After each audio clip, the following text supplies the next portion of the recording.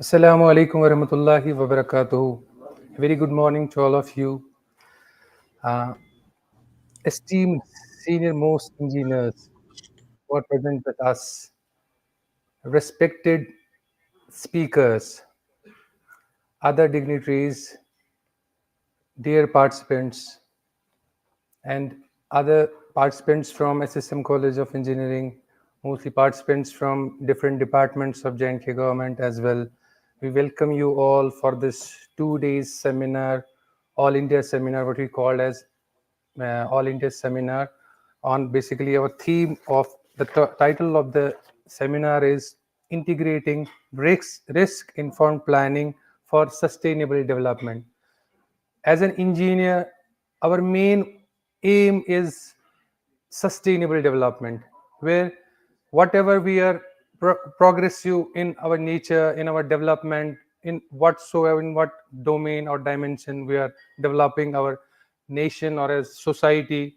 So our main motive should be sustainable development. We should not harm the environment overall.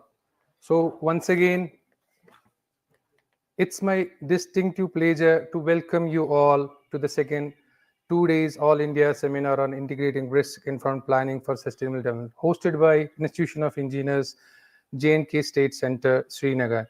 This seminar taking place on 26 and 27 of October 2024 emphasize the vital need for risk-informed planning as a foundation for sustainable development and resilient J&K. We are honored once again with us that we have most of our senior engineers, our respected executive committee members as well, other respected uh, dignitaries from different departments, and our participants. So, overall, these 2 days, our sessions will feature technical presentations, collaborative dialogues, and knowledge sharing on best practices in sustainable development. This program is designed to foster a deeper understanding of resilience and sustainability once again, and I look forward to the active engagement of each one of you. Together, let us make this seminar a meaningful and impactful experience. Thank you once again. Let us start this session. Now we have first expert with us. He is our corporate member. So once again, we got an request for I want present this. So we let go with this, and we just came to know that he is out of the country. So we have given him the chance to present. So we have with us Tawkir Shafi. Tawkir Saab, am I audible? Yeah, you are audible. Am I audible? Good morning, everyone. Welcome to this 2 day seminar. So you can start your presentation. Your time is fixed to 10 to 15 minutes. Please be very precise on your time. Share most of your insightful information to our audience. Thank you. You can start. Huh? Yeah, thank you so much. Thank you so much. So I'm starting. So I am. Is my presentation visible? Can you please see Yes, my yes, presentation? yes. It is visible. It is visible. Hi, good morning, everyone. Assalamu alaikum, and thank you, everyone, for letting me present this since I'm out of the country and I'm usually out of the country. So I have been working on many sustainable projects, and recently I have concluded my design for the Trojena Lake in Neom. And right now, I am in Jeddah and I'm working on King Abdulaziz International Airport, which is becoming also a sustainable airport as well. So I got this opportunity from all you good people to present online. And really, really thank you. And without wasting any time more, I would like to start my presentation. So, really, what we need to understand about planning in a sustainable environment, what is risk informed planning, what are the resiliencies that we are uh, looking onwards, what are the sustainability improvements we can do, and what are the components of different informed risk planning and its practical approaches. I have added some slides on our Srinagar city as well. Well, So, for the introduction, what is sustainable development? We all know this is a very a huge letter, a huge alphabet that comes to in each every once of engineer's I mind, think sustainable. I don't So I what don't it have is like sustainable? So any sustainable development, as you can see from the slide, it's a global imperative which seeks to balance our economical growth, social equity, and the environmental protection. Emphasis laying on the environmental protection. sustainable There are development. many risks which grow and which are growing increasingly, which we can all see in our districts, we can all see in our states, in countries, that are the natural disasters happening at any time, that are economic shocks, there are geopolitical tensions, and mostly there are climate and environmental changes. So, to enhance the resilience and ensure there's a long term sustainability, it's very, very important to have a risk informed planning, which we can mitigate further in different levels. So, this presentation explores this concept, and hopefully, I will try to manage it in 15 minutes of time given to me. And risk informed planning, what is it? So it's an approach, it's a total approach, it's a proactive approach which each of the engineers can see and develop that systematical considerations of many potential risks and vulnerabilities through the planning and implementation process. Okay.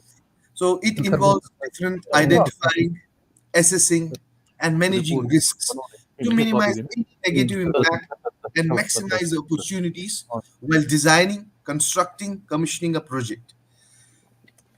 So, as per Resilience T's Index 2023, a Resilience T Index is completed by the Economical Impact in 2023.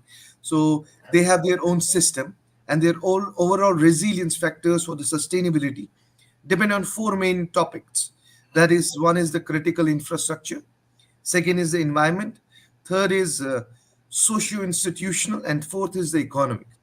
And you can see those three red highlighted items, that are water and sanitation, heat stress, and disaster management. And those are the main ones which we are looking currently in all over the country, all over the world right now. So water and sanitation being one of the primary concerns. As you must know, we don't have any water treatment plants in Srinagar, Kashmir, or we can say as a Jammu and Kashmir as a whole. So definitely this is one of the considerations for our city. And heat stress. Nowadays, in everyone is saying the heat is we didn't had so much of heat or so much of high temperature. And disaster management, of course, we have gone through many disasters like earthquakes, like floods. So moving on to the next slide, this is one of the slides which gives us a overview of many cities which are sustainable already. Those are called sustainable cities, but still lack and have their overall resistance less than 90% out of 100. So this is just an overview of those cities.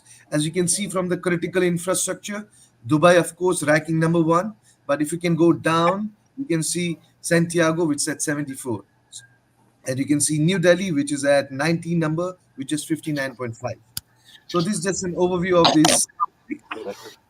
And what are the benefits? What are the benefits? Let's go back to the risk informed planning. So the benefits, of course, are the risk assessments of the management into making a good decision making process, identifying potential risks, and we can improve their resilience, enhance performance, and achieve long term sustainability. So, benefits, one of the first benefits is the enhanced resilience, which depends on diversification and redundancy, risk assessment and management, adaptability and innovation, ecosystem based adaptation, community engagement and empowerment, and institutional capacity building. So, this helps us to identify and address all the vulnerabilities, all the hiccups, and reducing the likelihood and severity of all those adverse impacts. And next, we have improved decision making. And the decision making just not lies within the government itself. The decision making lies with all the stakeholders that are also involved in them. So it's a data driven decision making, of course. We need to have more surveys. We have to need more go into the deep root causes of them, and then only we can move further.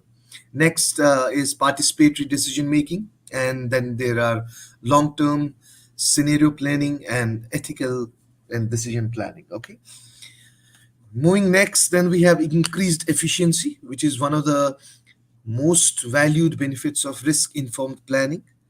So we have efficiencies in energy, water, transportation.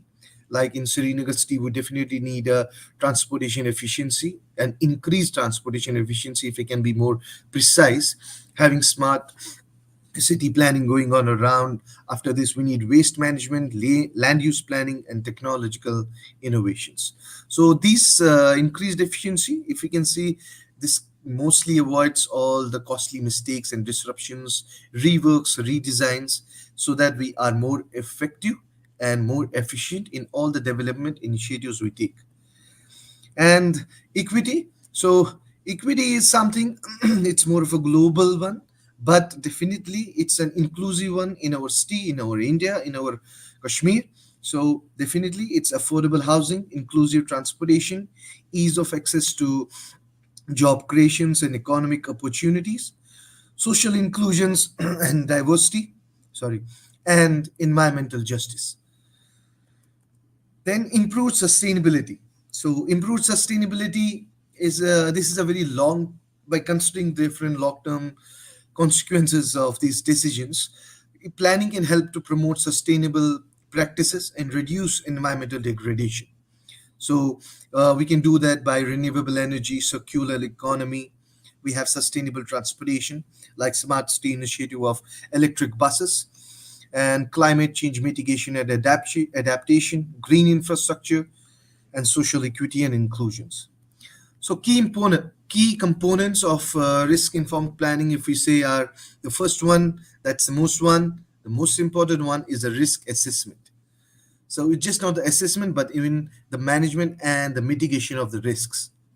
So we need to identify and assess what are the potential risks and what are the natural hazards, climate change, any economic shocks, any social unrest. That are some of the assessments we need to do. Then we do the vulnerability analysis, in which we evaluate the capacity of the communities and systems to cope and recover from all the risks I mentioned above.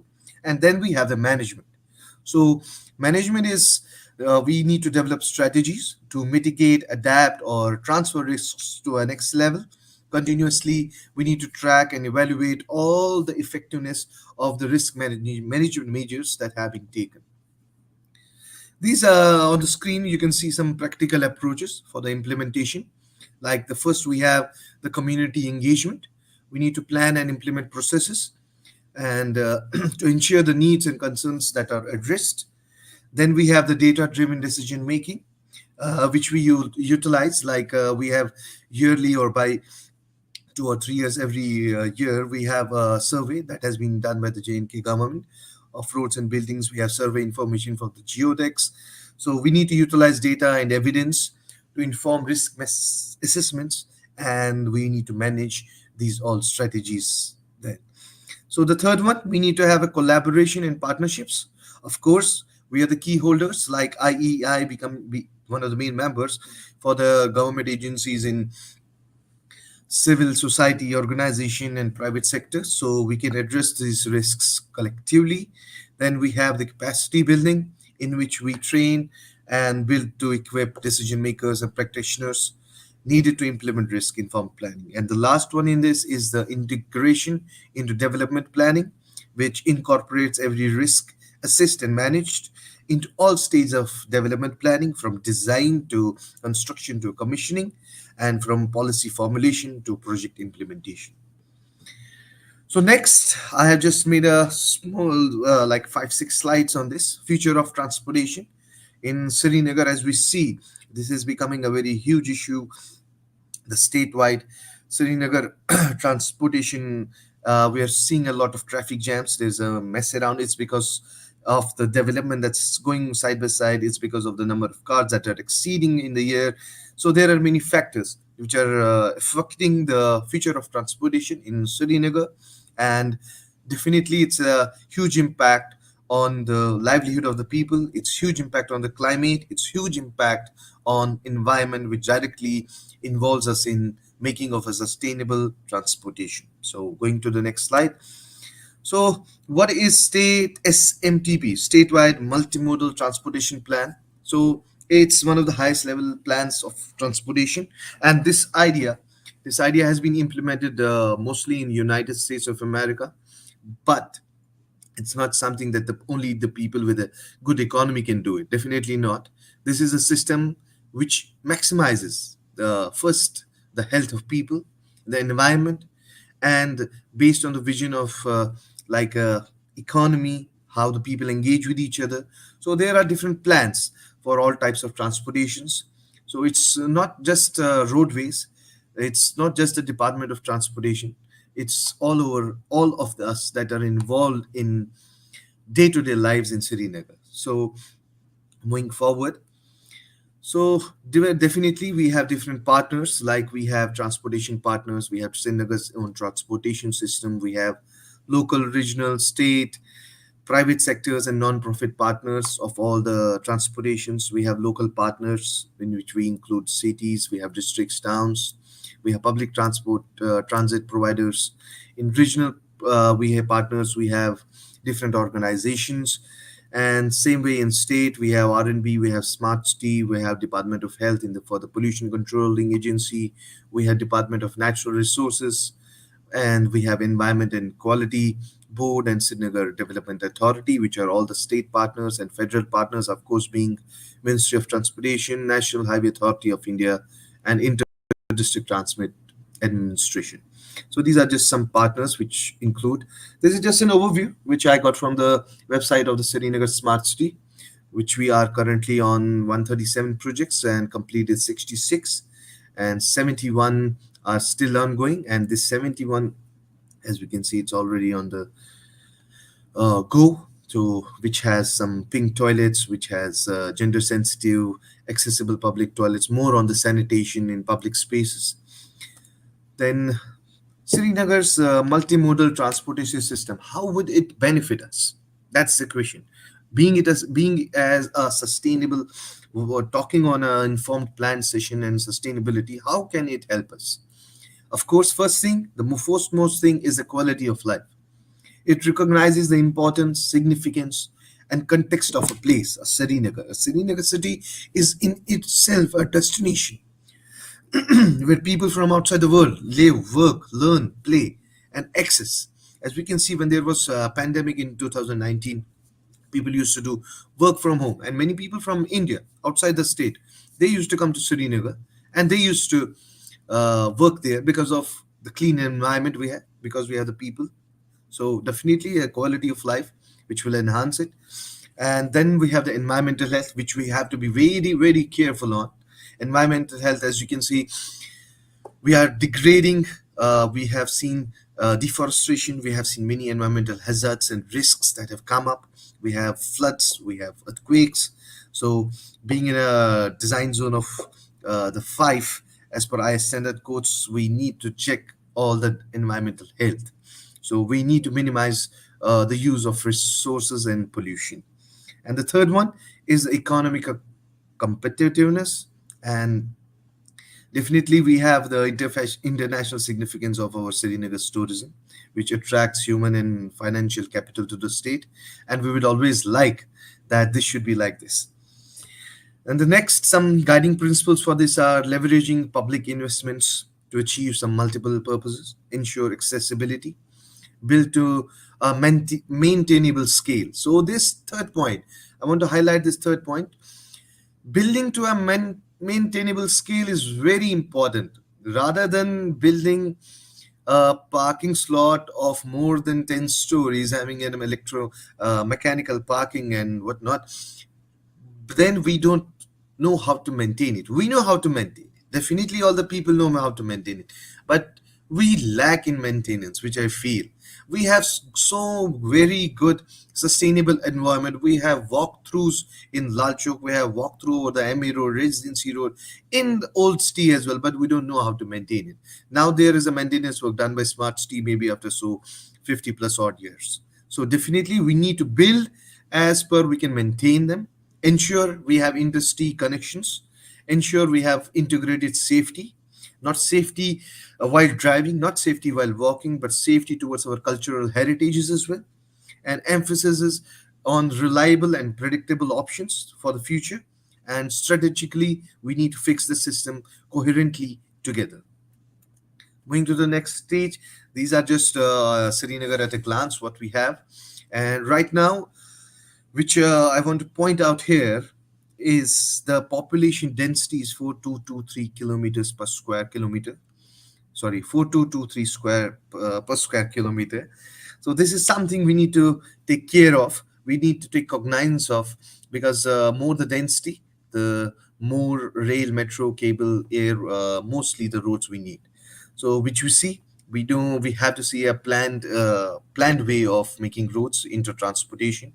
Right now we have roads. Definitely we have inter-district, we have industry roads, but we need to make more of them, make different plans, because these are all risks for following to see a future of Srinagar. So what is changing? Tawqir sir, Yes. sorry to interrupt.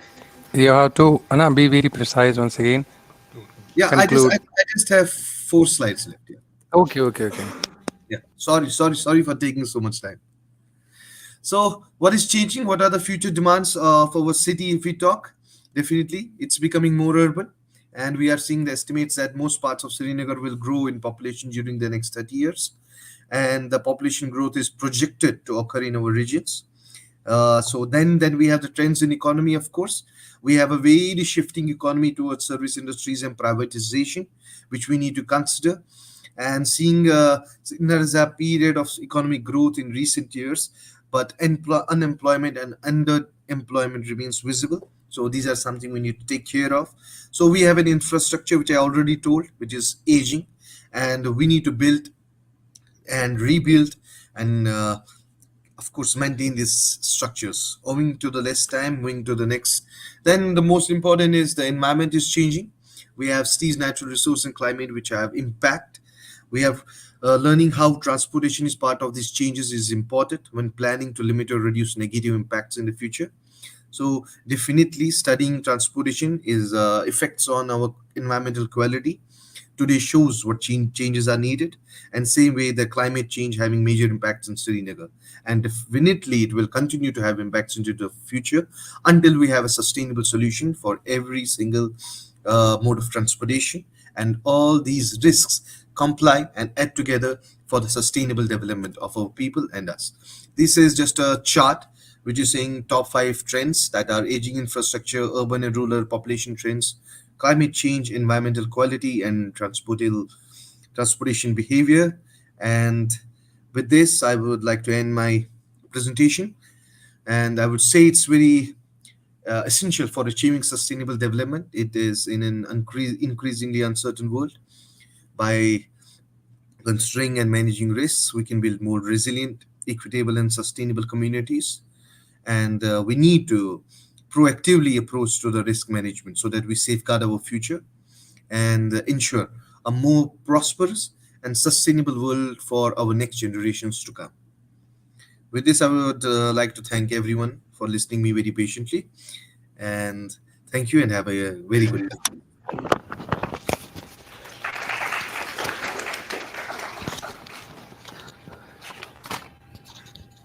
Thank you, Engineer Tawqir Shafi Saab.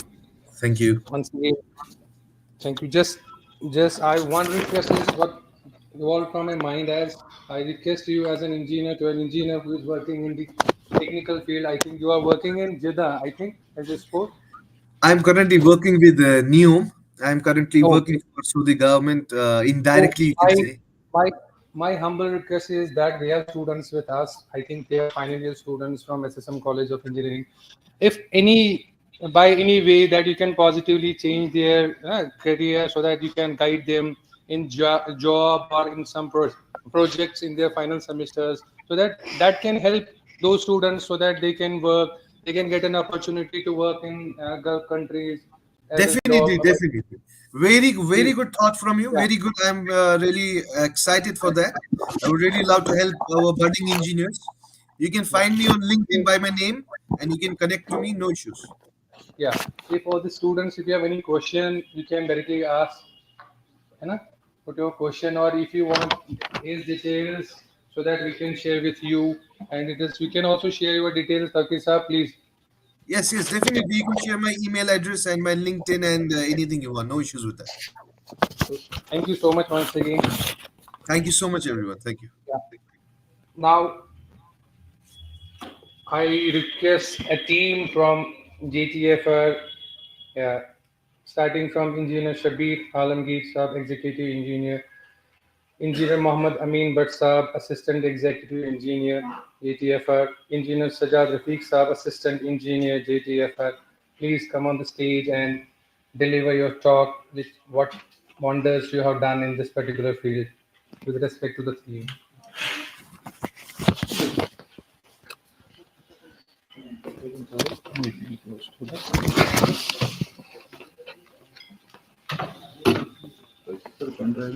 No, bir şey yetmez ya. Şu video var. Yapabilir.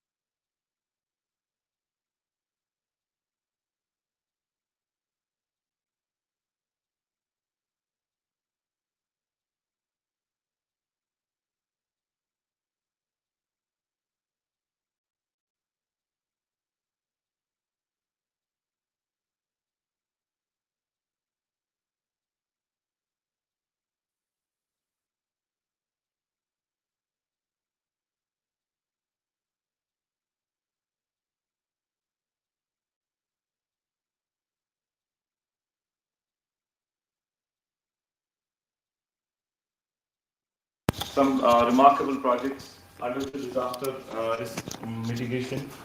So I can see some of the faces here who are with us and who have actually guided us along the project in taking certain difficult decisions, because these projects are very difficult to take in a very normal government setup. Because I remember one of the financial officers saying that, why are you, going for these software consultancies? Why don't you build any bridges or any buildings? Because they cannot foresee what things are going to change in future, what importance this holds to a sustainable future. So but a few of our officers, including chairman IEI Shri Ifkar Sahab and Ifkar Kakru Sahab also, they have played a pivotal role in getting these studies through. this was a very difficult study for us because none of us had the expertise. The consultants were sure कि हमें आना है, deliver करने हैं reports and जाना है, but they faced a very tough team. And thank you so much for guiding us and taking us so far in the project, and we have actually achieved a very remarkable feat. So so the context of the project is the project is Jhelum and Tavi flood recovery project. So this project was sanctioned after 2014 floods by the World Bank. This is the only World Bank funded project in J&K. Because of certain international issues, the World Bank was not able to fund any projects in India, in J&K. Now, after 2014 floods, the project was sanctioned. So it was a $250 million US project, and the project is scheduled to be closed on 31st of December 2024. So these are just basic information. So the project is currently being implemented by J&K Economic Reconstruction Agency, which is a special purpose vehicle of government of J&K for implementing externally aided projects. So these are the project development objectives. So every project that is a multilateral funded project comes up with certain guidelines, certain important things that have to be implemented during the course of the project. So the project development objectives were recovery, resilience, and response to any other calamity that can occur during the project period. Okay. So these are the sector-wise interventions that we have made under the project. We have not worked only on the disaster management. We have worked in the infrastructure rebuilding also. We have worked in the health sector also. So this is the sector-wise interventions where a huge amount of money of the project has gone into the health sector.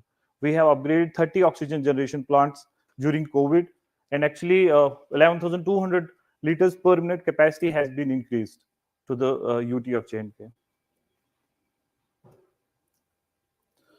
So this is a gist of the activities that we have taken under the project, which are specific to disaster management. So we have built a software called as decision support system. I'll take you to the decision support system later on in this presentation. Then we are also coming up with a state emergency operations center. Then in urban flood management, we have also upgraded certain stations above HFL, and we have upgraded drainage networks. Then in early warning system, one of the important tools that we have built under the project is integrated operational forecasting system. Then strengthening of fire and emergency and SDRF, which is a key component for disaster management in the UT of J&K. And certain studies have been taken up under the project, which I'll be discussing along the course of this presentation. So before we move on to the presentation, I would like to play a video which will be very informative, and then it will set course for the coming up slides in the presentation. And I think the students are from civil engineering background, right? So this is totally relevant to you. I'm also a civil engineer. So nobody is here a software engineer. So you may be thinking that, so since we are civil engineers, so we don't have to do anything with that. But now we have an integrated field. Civil engineering without software is almost impossible. So please pay attention to the presentation, and let's play the video. Voice.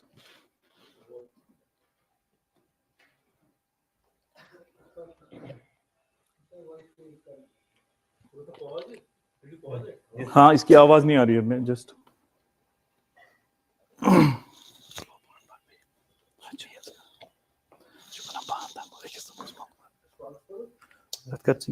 external my speaker.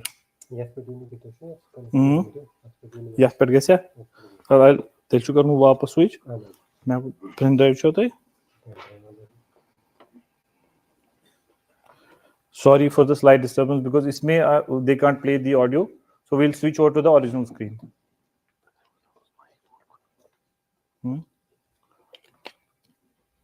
Это ж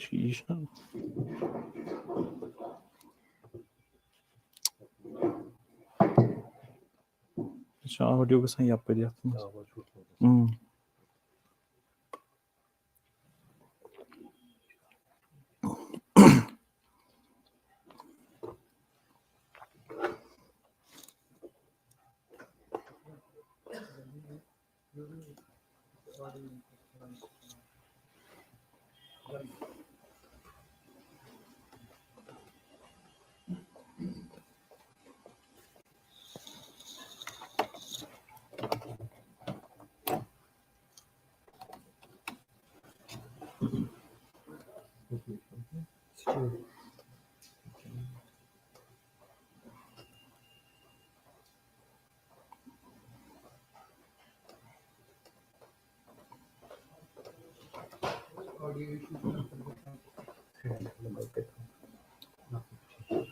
PT गसान मगर ये speaker तो चलानी क्या copy गसान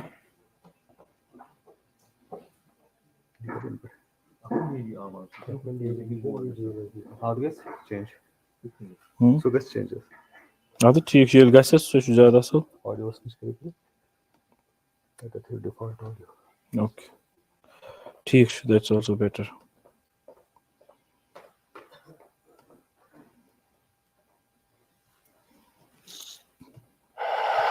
अब रखो mic इधर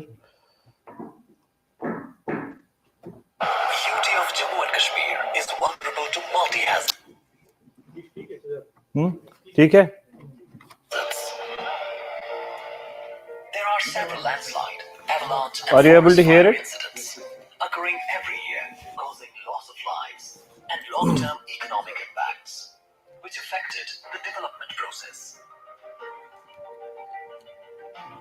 The multi-hazard risk assessment study, considering the major hazards of UT of J&K, was commissioned by JTFRP, JK ERA, in July 2018 through a global tendering and hiring a professional consulting firm, RMSI Private Limited India. The study aims to increase the government's capacity in disaster risk resilient development planning. The study developed two IT tools: Integrated Operational Forecasting System, IOFS, Digital Risk Database, DRDB. The DRDB generates the district risk profile, which can be a key input for development planning. Scientific modeling was carried out for all hazards, 30,000 structures and 42,000 households, to understand the structural and social vulnerability of the UT. Series of training and capacity building activities were carried for district officials and irrigation and flood control staff on DRDB and IOFS.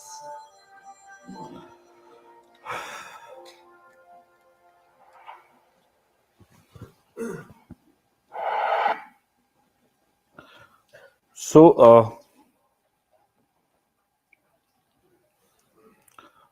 this is one of the important studies that we have carried out under the project, multi-hazard risk assessment of J&K. It was the project was started in 2018.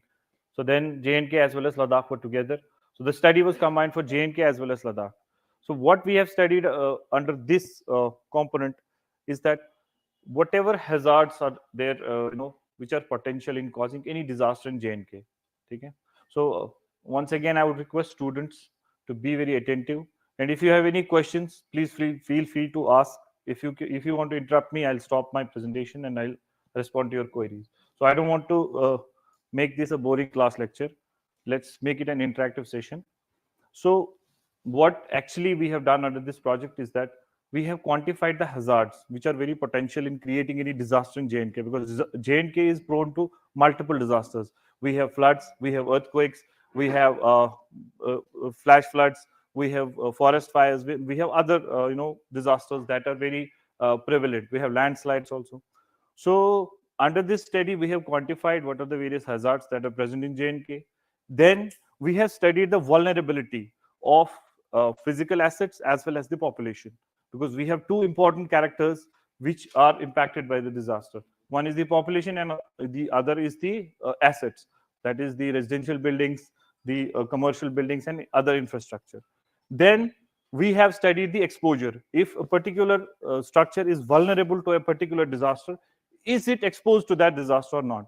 So these studies were carried out, and then based on that, as the risk profile of the J&K state was carved out. So we have the risk profile of district-wise risk profile. we have tehsil-wise risk profile. So how it helps us in risk-informed development? Whenever we are going to take up any project in a particular area, we already have the database, we already have the exposure data, we already have the vulnerability analysis. So we can just put in the information into our system and we'll get a report. What kind of disasters are prone to this area? So based on that, we can make a decision that will help us in, making an informed decision for development. Am I clear? No?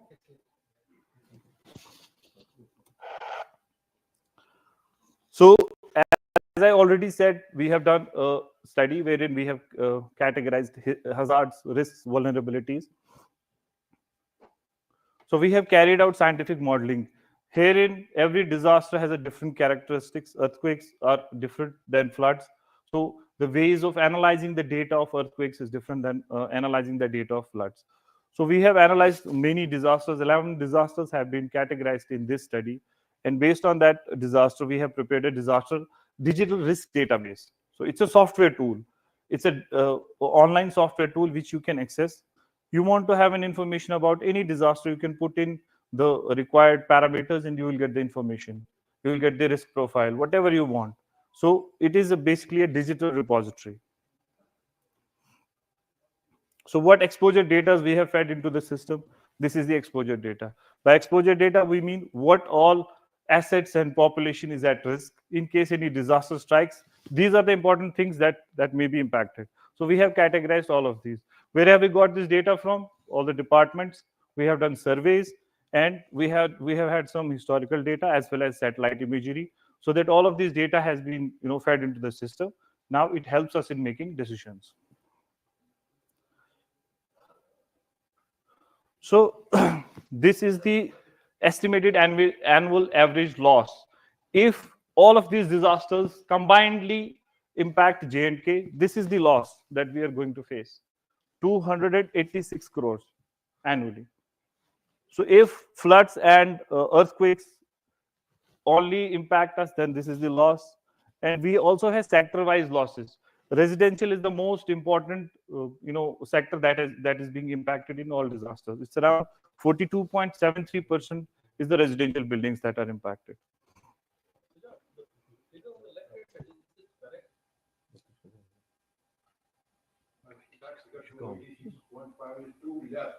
No, I think it's in thousands. I think the figure I'll check back. No, I'll check the figure. Yes.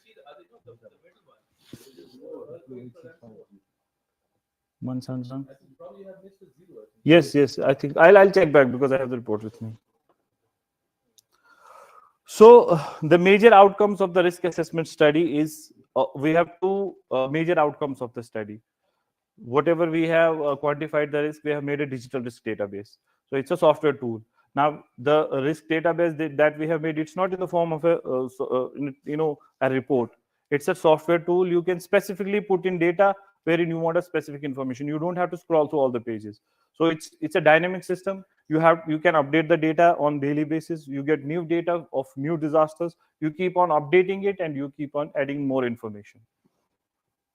Then we have integrated operational forecasting system, which we'll discuss. So this is the digital risk database. It is basically the digital repository of what we have already studied. So this is the dashboard of the software. The access is currently restricted to certain departments which are using the software for their, for planning and other uses. So we have all the disasters. Sorry. The disasters have been categorized. You can see earthquakes, you can see floods, flash floods, avalanches. The information will be displayed as per the disaster which you select in the module. So there are different tools in this. We have risk analyzer, hotspot analyzer, and we have risk atlas, wherein all risks are quantified. Now moving on to the second part of the outcome of the study, we have an integrated operational forecasting system. What is it? It is basically a tool for forecasting hydromet hazards, floods, droughts. These are two hazards that we can predict using this software. How do we predict floods? We have built a mathematical model wherein we input the meteorological rainfall data. आज हमारा जो rainfall forecast है, we put in that into the system. ये हमें बताएगा कि 3 दिन बाद 3 दिन में हमारी जो जहलिम, चिनाब और एक और तवी की जो लेवल्स है वो कितनी होंगी.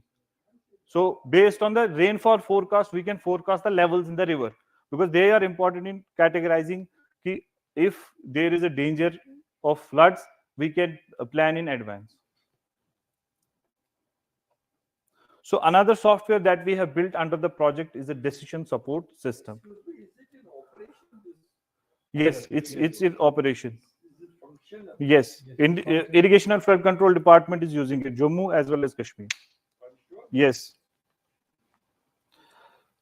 So another software that we have built under the project is decision support system. Actually, the problem is that people don't actually know what we have built.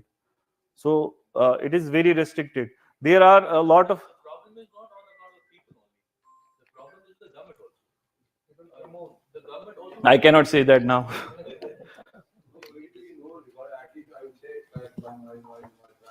Irrigation and flood control have actually applied this, and I am receiving daily message on these two. Yes, absolutely, absolutely. They have a software which is open for public. That is the Kashmir Flood Watch app. The back end of that app is this. So this is restricted to irrigation.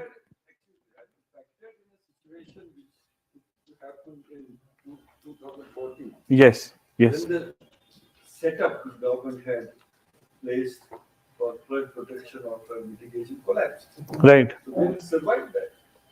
No, this is a different tool. This is a tool of forecasting. It helps us to forecast that this is going to happen. Even that time. Yes. No. No, this is. This particular thing, not that we are inventing something. We are always aware of this forecast. But when we work at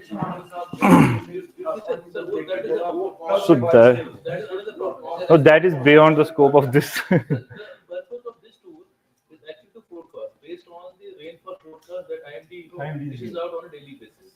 They have this 7-day forecast where they say my only point of worry is that and based on that rainfall forecast, the system generates water levels.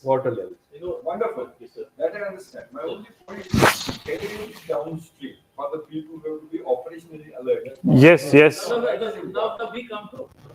Suppose the forecast says that the discharge or the water level X or Y. Now the system that we have is the system capable to handle that discharge or that water level. That on that front, we are not fully where we were required to be at 2000. We are not there. And it is very difficult that we'll ever reach that. There be no doubt about it. It's an extraordinary. Yeah, that was something that was beyond our comprehension.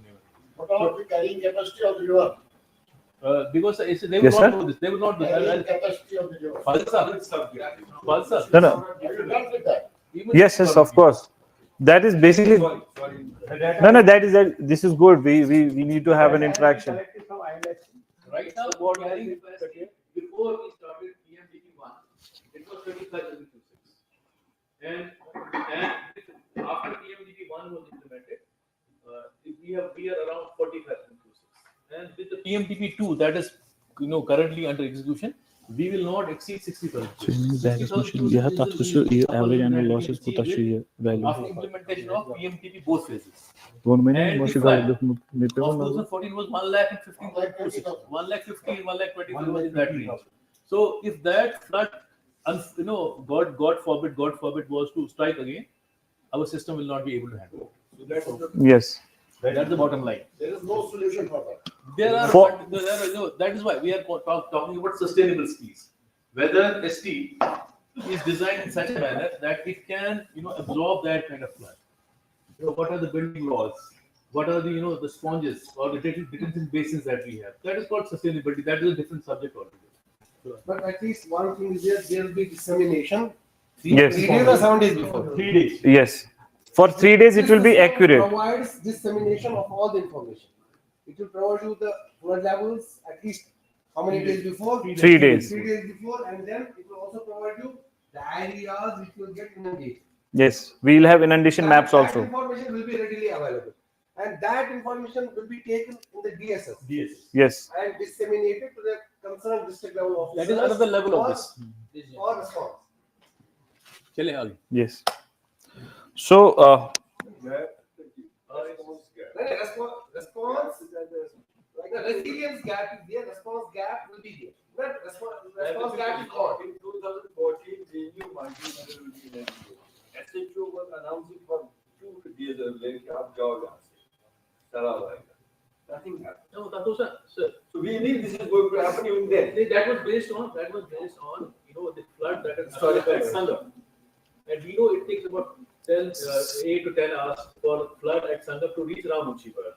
So that was based on that, that information or that, hum rule, this is a different software altogether. This will tell us 3 days in advance that after 3 days the level at Sangam will be this, the level at Ramuchipara will be this. Worker gets to it. Yes. But sir, let me tell you something. It was a miracle that in 2014 floods, there was not much human loss. There was the hand of God was all over it. Otherwise, we were taken off guard, completely off guard. And you could have resulted in huge casualties, huge loss of life. But at least with this software, till the time we build the capacity to absorb a high flood of that magnitude, at least it will give us advanced warning. Yes. And you will tell us this area because it will give us level, exact level. बावजूद नगर में ये इस level तक पानी आएगा, उधर की नौगांव में इस लेवल तक पानी आएगा. The man will himself decide whether I need to leave or not leave. right. Absolutely. So I would like to add what Iftikhar Saab said.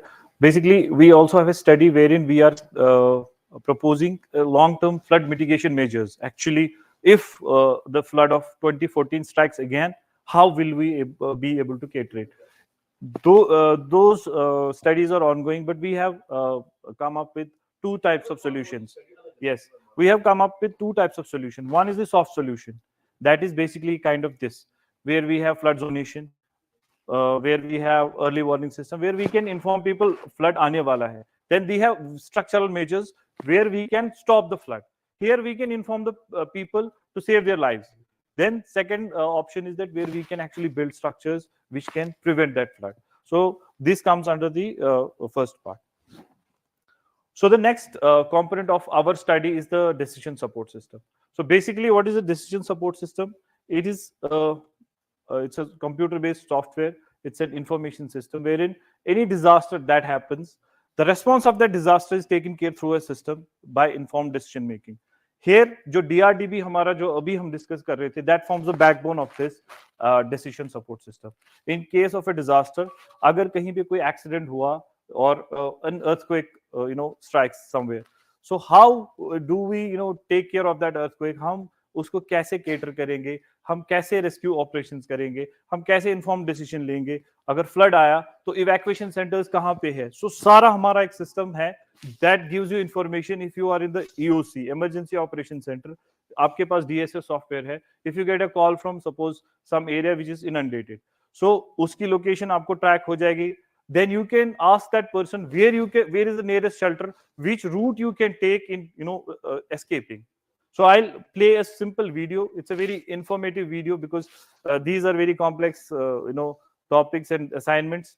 We have tried to simplify them through animations. So I'll play a video wherein we can understand how this decision support system works.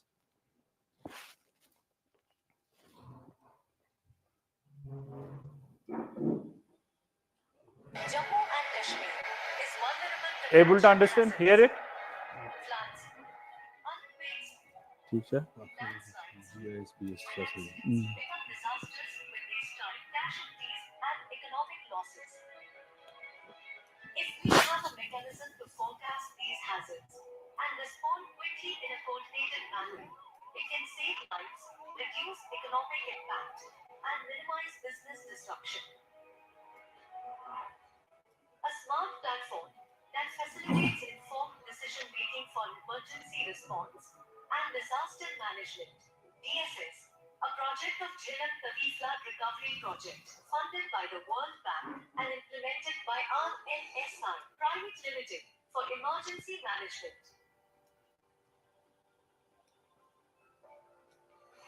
DSS can be accessed at the state emergency operations center and all the district emergency operation centers, otherwise called control rooms. The emergency response activity in DSS initiates the response process by reporting incidents from ground. Incidents are reported from ground through Incident Logger mobile application used by a Tehsildar or any field officer. Once an Survey incident 1 is 2 3 verified Shikas. at the control room, the DSS informs IRS team through SMS and an auto call alert about the incident is sent out. 4 AM बिना राम वक्त तेल वाली हाल में हुई कृपया तत्काल कार्यवाही करें धन्यवाद based on the severity levels different level IRS are intimated. There are several other functionalities which can be used for effective response planning in geofencing that helps in estimating population or assets in an incident location to enable response and recovery. The DSS of UTs of Jammu, Kashmir and Ladakh can assist decision makers and respondents to efficiently handle an emergency situation, plan preparedness activities, and document damage in case of any incident in a systematic manner.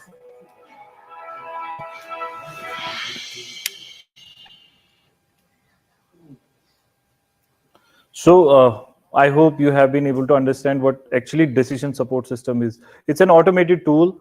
Now we are moving into a information technology times. So the traditional way of responding to a disaster is now changed into a computer based. आपके पास app है. If you are in any distress, you just inform the emergency operation center. अभी हमने public use के लिए we have not rolled it out for public use. Only officials have the access, but we are working on the rolling it out to the public, where you can download the app from the app store, or this can be in your phone, like we have 911 in US. So this will be a sort of replacement of that kind of technology here.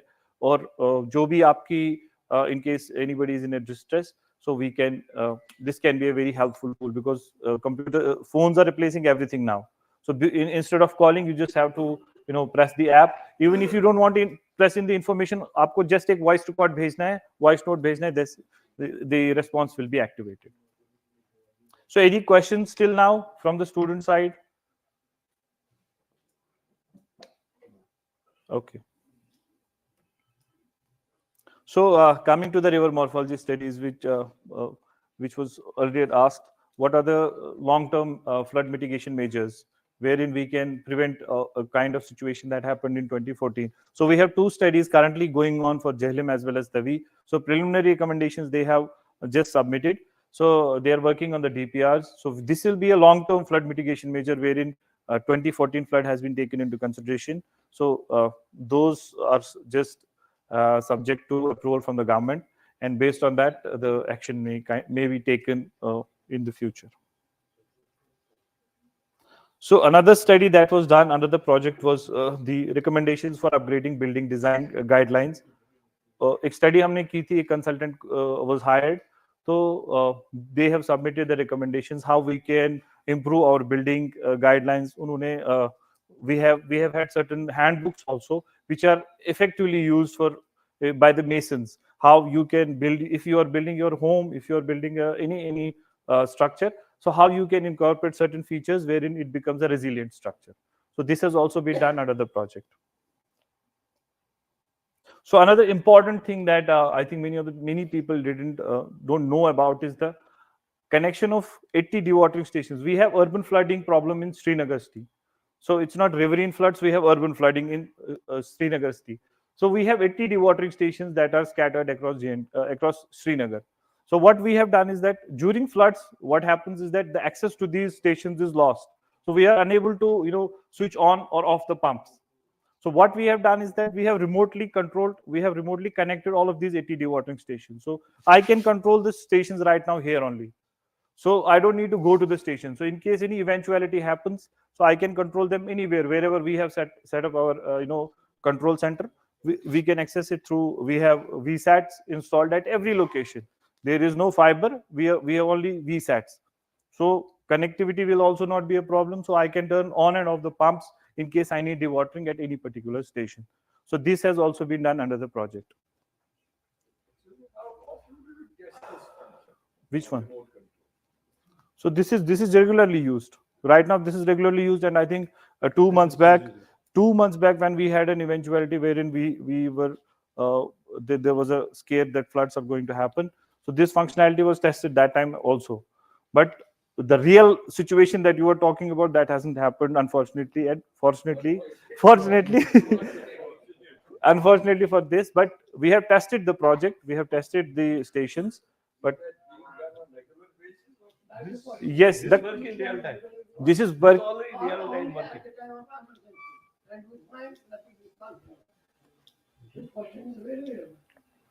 No, there are protocols set in place. SMC has been handed it over. SMC is the custodian of this dewatering stations, this system also, and we also have the consultant on board, Siemens, who has helped us in building this system. So, yes, there are equipment. Yes, we have almost 5 years of maintenance contract. Yes, yes. 5 years. Up to 5 years we have built it under the project. These pumps are running on electricity as well as. There are DGs also installed. So we also have connected DGs to this system, wherein on the in the emergency control room you can check the DG fuel level also. We have installed sensors on the pumps as well as on the DG sets. So it's a very good system. Yes, yes. So this helps us also in preventing any misuse of the fuel, because that quite often happens. So we can have a track. We have the database. For DG sets and all. Yes. The first casualty, sorry, sir. The first casualty in floods was dewatering pumps, because all of them got covered. So you cannot do it, because it was not possible for you to operate them. So the first project that was undertaken under J&KSC was to raise the level of these pumps beyond HFR. So all the public stations, Then the connector. all the pumping stations. Last sector. Yes, Yes. because that is the worst sector. 2014 level. उसको सबके floors को raise किया गया above the HFR, and then because अब आपके floor raise किया, all the pumping plus the buildings were also made, many buildings were. plus इसमें क्या हुआ, इसमें फिर हमने ये एडिशन लगाया तो उसको स्टार्ट कहते हैं. स्टार्ट के दो purpose, one is called supervisory control and data acquisition. एक आप रियल टाइम में डेटा Pumping stations. एक कंट्रोल रूम है, कंट्रोल रूम सारा डेटा, बस वहां पे या सिम लगा है या सिम बेस्ड है या ये ब्रॉडबैंड बेस्ड है. प्लस क्योंकि आप फ्लड में इनको ऑपरेट नहीं कर पाए, बिकॉज दे वर सब not it was not possible for the operator to go there. Now you have this facility that you can operate this pumping station remotely. Yes. Control room also. वो ऊपर है. There is also, we have also had web access. सिर्फ ये control room से ही नहीं, if I have a web access, because we have given web access to certain important persons like SMC commissioner. So even if he's in Delhi, he can operate this. He can operate it on his computer. So we also don't need to go to the control center as well. So another intervention that is the emergency operations center that is coming up at Ompora. The construction is at advanced stage. So all the softwares that we have built, that will be primarily taken care by disaster management department and some by INFC. So this emergency operations center will be the permanent house for all of these softwares. Decision support system will be housed in this structure. So this will be completed, I think, in few months. Yes, by December. By December. Emergency operations center. The emergency operations center. The building. Yeah, it is actually the building जहाँ से सारा control room sort of. Systems are already in place. Building बन रही है, उसमें ये सारा. Yes, EOC is currently operational at some makeshift arrangement. वो हम उसको उधर shift करेंगे after the building is complete. Yes, sure. What about the parallel channel that was proposed? Dogripora. Yes, yes. Actually, that proposal has just been submitted yesterday. So along with Dogripora channel, that proposal is also there. That has been quantified. I think around 30,000 crores is the cost. तो एक तो वो है हमारा डोगरीपोरा channel. The draft feasibility report of the study of Jhelum, जो मैंने अभी एक second. Yes. This is the.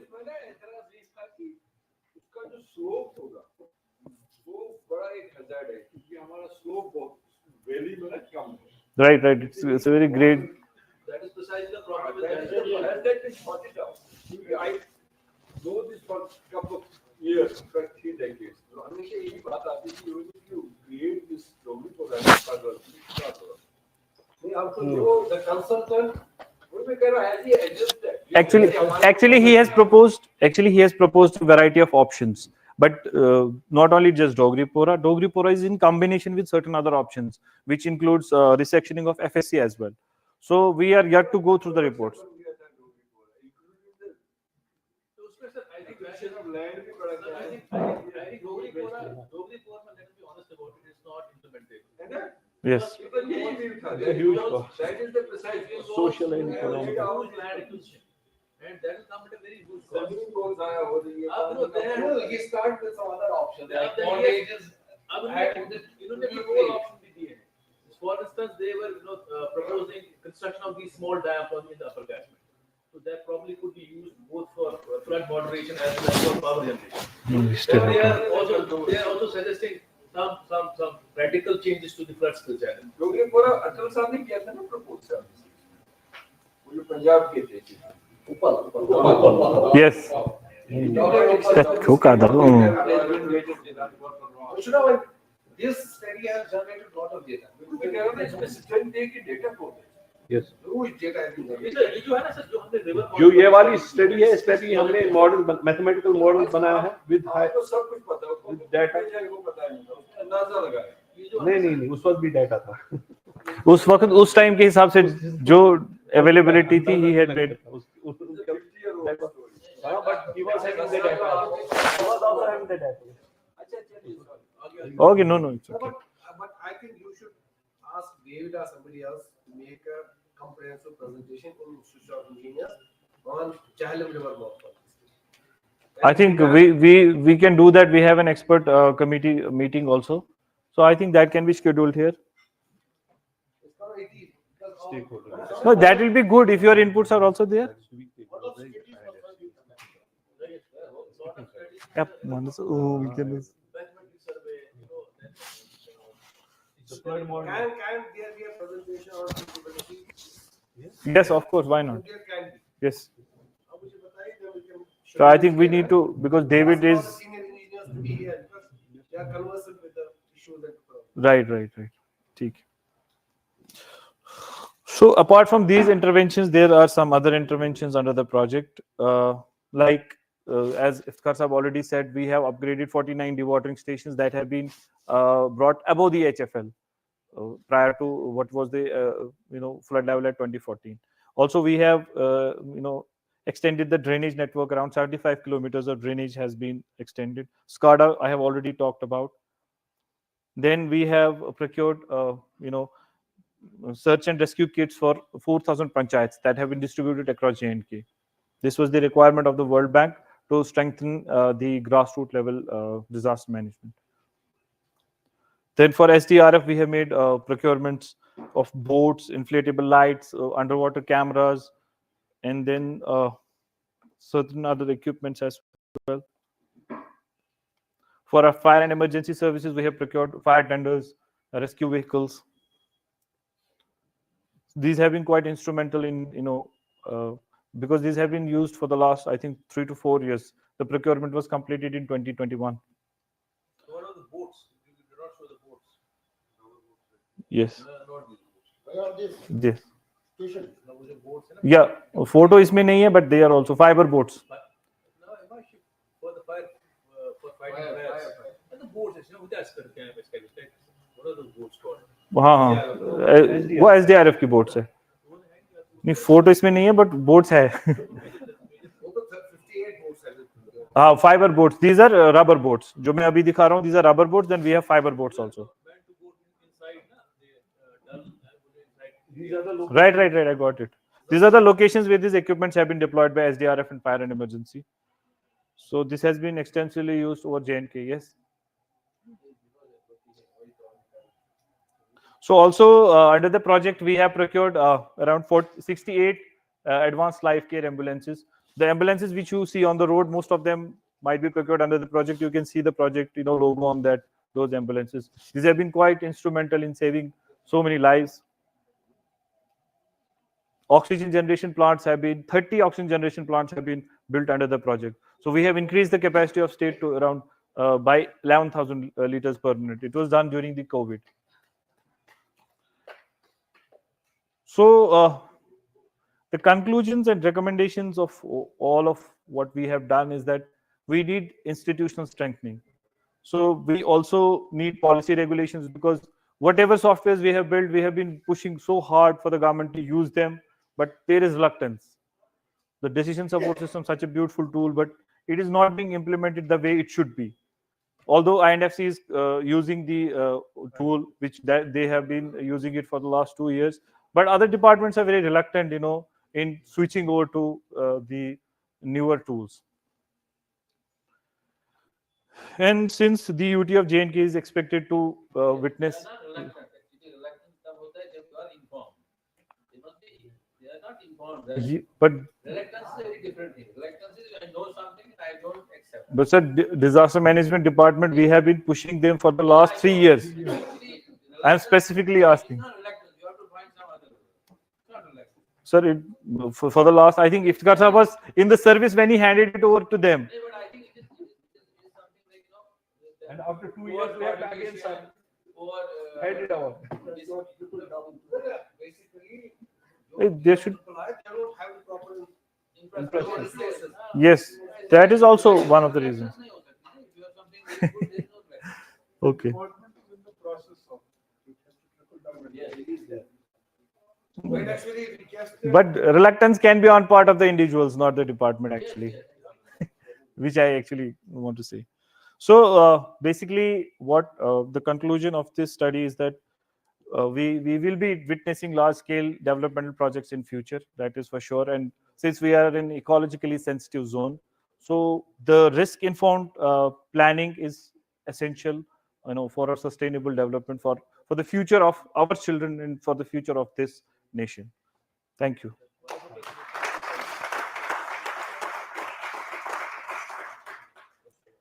So if there are any questions, any queries, any suggestions, we would be glad to take those. So because we have finished just before time. Yes. सर्वे किया हुआ district level पर है you survey the vulnerability of hospitals existing buildings. Yes. Yes, we have done two kinds of surveys: physical vulnerability survey and socio-economic vulnerability survey. So for physical vulnerability survey, around 30,000 structures have been surveyed. So yes, sample. Yes.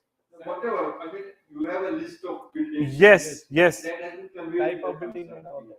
Yes, that is also in the DRDB. It is. Have you shared that data with the owners, hospitals, health department? Do they know that they have a hospital which is very vulnerable? आपको पता है जो सबसे बड़ा earthquake हुआ death का Sukunder hospital में वो ऑफिसर कर रहा the death would have been less than half अगर Sukunder hospital Retrofit हुए थे. वो आपने उनके साथ शेयर किया?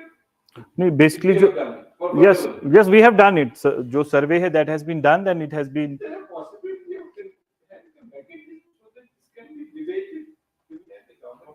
पता नहीं होगा hospital को मेरे को actually, I have requested Secretary Disaster Management to reach Chief for this. I heard that. But unfortunately, he was We know that. He has very important question. That shows Why is the concern being important? Simple question. हमें आम बनाया, हमने वो किया, ये किया, वो तो ठीक है आपने ये Ideally, one thing you could have done in a hospital, you could have put up a signboard. Yeah. This hospital is such a problem. Because at a school, at a big school, other parents would know, patients would know. Yeah, I We are think in a hospital, Magar jहाँ Smash is one mandate. They can take all the suggestions. No, this is a good suggestion. Yeah, by just asking that, do they know? No, this has not been conveyed to them. This has been conveyed to few departments. जैसे disaster management department है. Yes, thank you. And every submersible area needs to be provided with we have usually official boats will be available at short notice. Because that is expected at any moment. The boats have been procured Bo- for the SDRF and They have been deployed. They have been deployed at. they have deployed it. Let me answer that. Basically, sir, now that we have IOSS, so you have 3 days warning. 3 days, warning. So during these 3 days, the government has to make certain arrangements. You cannot have a boat at every location now because ultimately, you know how Yes, we deal yes, with yes. public infrastructure. So the government, yeah, the government would be in a position because they would have 3 days warning to make certain arrangements. इसमें मैं जैसे for digital support system की हमने बात की, उसमें shelters आपके कहाँ हैं, आपकी बोट्स कहाँ, कौन सा रूट लेना है, खाना कौन दे देगा, वहां पे बिजली का इंतजाम करो, तो they have sufficient lead time to make arrangements for an eventual disaster. What about that version of that lost figure? I think that is too much too less. Yeah, I'll check. I'll check. Just a second. I have that in mind. Yes, sir. Please, sir. Commissioner Khudman's report. Is there any other Any question? other question from the student? या तो सब समझ में आया तो कुछ समझ में नहीं आया. सब समझ में आया. चलो, thank you so much for your time.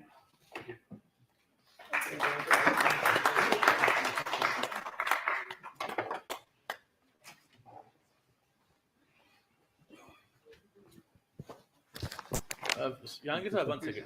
Salim sir, he talked about the health sector, the contribution of this project to the health sector. And let me share something very interesting on this. These World Bank projects have a component called contingent emergency response. And generally the allocation for this component is $0. $0. The purpose of this component is that if during the currency of any World Bank funded project, a disaster strikes that area, what you can do is you have the leverage. You can reappropriate money from the other components where you have a saving and put this money in the contingent emergency response, and help you use it for combating that disaster. So we were close to $200 million when COVID started. We were kind of quite hopeful that we'll be spending $200 million, and we had almost given up on spending the remaining $50 million. $50 million is huge money. It's about 400 crores. So when COVID started, a friend of us from the World Bank, he called me. He said that you have an opening to spend this $50 million also. I said, how? He said, you read the PAD. PAD is called the project appraisal document. You read the PAD again and see contingent emergency response. Once we read that, me and Abid sir was at the CEO. So we could see the opening there in that component. So we wrote to the health department. Everything was disrupted. So I was at Baramulla, Abid sir was at home, Iftikhar Musa was also somewhere. Ab Turkey mein to nahi jeta. You were here. So we started making notes. मैंने घर से notes बनाए, for approval of the government. Once we asked the health department कि आपको इतने पैसे हम दे सकते हैं, आप क्या करोगे? You know what they said? The requisition that we got was sanitizer, gloves, mask, and stethoscope and those body suits. Imagine the kind of money that we had. We had 400 crore rupees. फिर हमने world bank को कहा, हमने कहा आप suggest करो हम क्या बनाएंगे. Then they said this. उसमें these 63 critical care ambulances, these oxygen plant, and he forgot to mention state of the art MRI machines. पूरे J&K में उस funding से MRI machines I and other equipment, and it was kind of I should not be saying this, but हमारे लिए health sector के लिए COVID proved to be a boon because it augmented their infrastructure by 400 crore.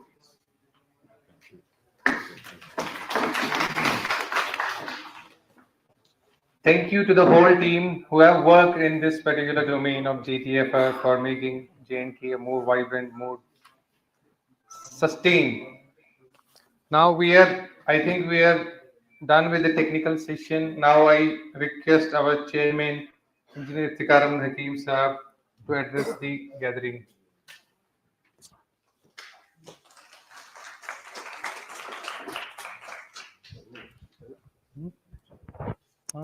Assalamu alaikum warahmatullahi wabarakatuh. I welcome you all, especially the senior engineers, Salim Beg Saab, who attended the first technical session of the 2 day seminar.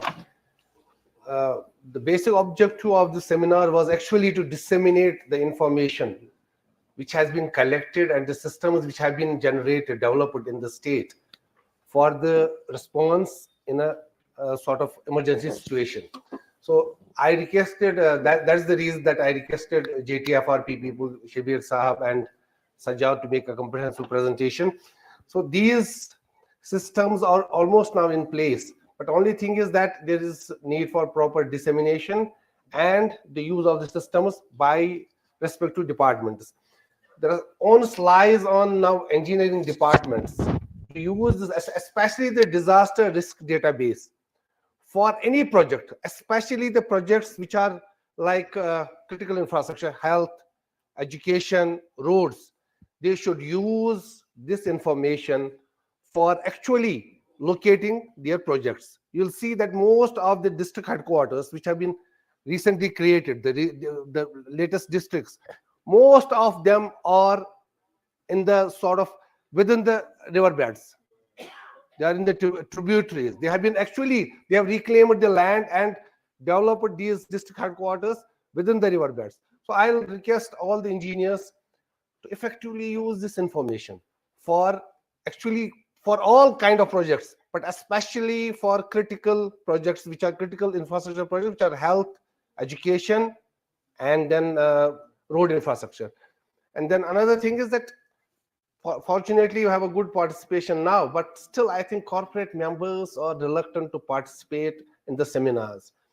And that is the reason that we don't know what's happening in the state. A lot of work has been done in JTFRB, almost 250 million. I remember the days when Iftikhar Saab and me and Shabir, Sajjad, we were in Delhi. We were given, Amin Saab, we were given timeline of September 2019 to tender all the projects, tender out all the projects. And unfortunately, what happened was the August 2019, we could not tender it out. Everything was snapped, no internet. So this was all e-tendering. So we had to shift to Delhi. And then in a month's time, we actually, I think, that was, we did $100 million during that 1 month, September 2019. And most of the projects are the road projects, which we tendered out at that point of time. Then Iftikhar Saab already gave the details of the ambulance and other things which we upgraded the health infrastructure in the state. So I think I'll request all of you to be present tomorrow also, because we are going to have 4 important presentations on actually risk-informed planning. We had earlier, the first presentation by Tawkir was actually on the theoretical aspects of the risk-informed planning and development. Then the JTFRP was, the presentation was actually what kind of sort of systems have we created which can be used as a foundation for risk-informed planning and development. And tomorrow we'll have the detailed presentations on how can we have risk-informed planning and development in Jammu and Kashmir. So I request all of you to be present tomorrow also. In the evening, in the afternoon, I think we'll have AGM. So only the corporate, today we have AGM, only corporate members will be there. So rest of you, I'll request all of you to be present tomorrow for the 4 attractive and important presentations. Thank you very much. Thank you for joining us. Sure. As your concern with issue as the town as well as head of the JTR. I was not head. I was heading the planning and coordination. Yes, part of that. There are at least as far as study science of disaster. There are 13 types of disasters which the Kashmir can face. I will only type this time earthquake and flood, because we are usually facing it, and we have worstly faced it in 2014. Is it right? We have done no. सुन लीजिए, नसीर साहब सुन लीजिए. The net output is what I received. have we allowed any system, any funding system by which we can do structural retrofitting of private infrastructure? Public infrastructure we can do at any time through central government, Asian Development Bank, or any bank. What about the private infrastructure which has too much given to the quality of it needs huge retrofitting? The first part of your question was about only two disasters, earthquakes and floods. I am respecting only we didn't go to these. No, we have the He said that he will restrict his question to only two. Yes. Now about the public infrastructure, upgrading it. Then all aim of it is that we can upgrade our infrastructure. That's all by which we can save our lives and infrastructure. Now public infrastructure at any case it will be This- really financed. this will pro- be financed through No, Nasir Sahab, this project. government, No. Asian Development Bank, World Bank, any other Canadian bank. But what about the methods of financing the grassroots private infrastructure which has given so much that I'm ashamed of? One thing we did was this building code, upgradation of the building code, and we have generated two manuals for confined masonry and brick masonry. Kindly listen to me. And then the project development objectives of the JTFRB project were limited to whatever has been explained in detail by the two gentlemen. Out of this organization, cannot give special recommendation that a most level insurance should be done for this purpose. Sajad explained a part of it. मैं आपको बताऊंगा. This was the first intervention of the World Bank, and maybe this was the last intervention of the World Bank. सुन लीजिए ना आप, सुन लीजिए. Kindly let us not indulge into debate. This may be the last one, because at that point of time, Pakistan and Indian government, both governments agreed that there will be intervention of the World Bank on the other side of the border and here also. So both remain silent. Otherwise, there is a lot of contestation between the two governments on funding from the World Bank. So you have to think about some other resources for. I'm stressing on that same issue. Give us What about the most people, common people whose structural division how to finance that? give us a proposal so that we can start thinking about that. You propose a study group, I will remember it, I will give a solution. Thank you. Thank you.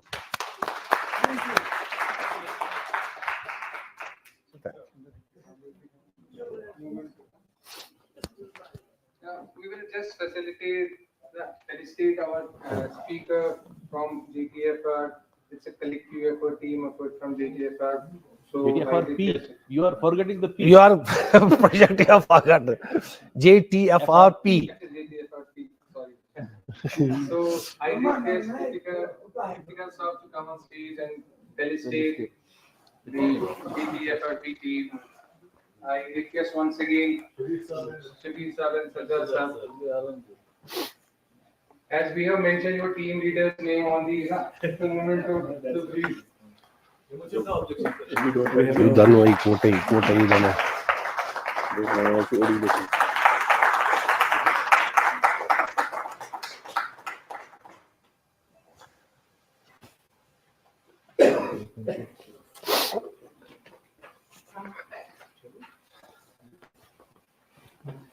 Now, suppose we are done with this today's session of today's seminar integrating in-front planning for sustainable development. So I'll be having a very precise vote of thanks to, especially to senior engineers who have very vast experience in the field in government sector as well. So Salim Saab also. He's Salim not an engineer. and